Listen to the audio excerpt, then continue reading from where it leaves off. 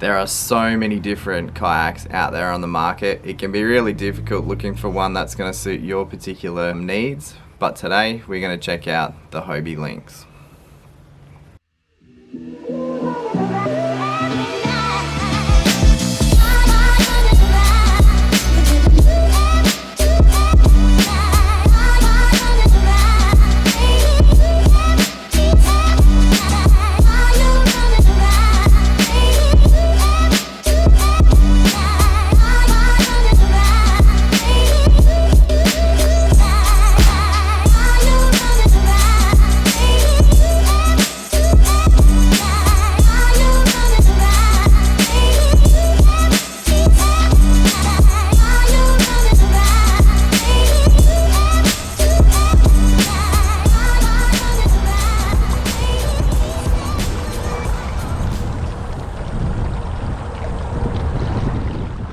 So when Hobie or lots of other manufacturers release a new product, they often give a little teaser before they put it out there.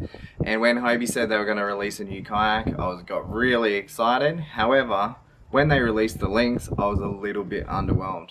Mainly because I'm a mad keen fisher and it didn't look like the right thing for me. However, now that I've had the opportunity to test one, it didn't take long at all and I absolutely fell in love with it. The first thing you'll notice about the Lynx is just how light this thing is. So being really light, it makes it easy to move around off the water. It makes it really easy to load onto the car. It means that you're going to use it a lot more. Easy as that. So once you get it on the water, it feels like a go-kart. It feels fast and it feels agile. So it'll turn around on itself. You add that in combination with the 180 drive, it means that it's extremely maneuverable.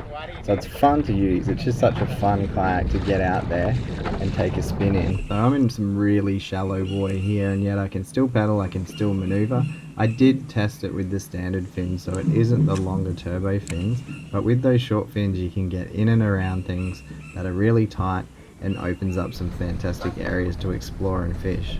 Apart from how light the kayak is, probably my favourite part of testing this thing was the fact that it was so stable. Now, I generally use an Outback and I don't often stand and fish in my Outback because I don't feel that comfortable, but in the Lynx, I stood up and fished more than I sat down. So the really high seating position makes it easy to stand up and fish from. The other thing that was really cool is that because the rudder control is up high on the sea, you can pretty much just bend down a little bit and control the direction of the kayak.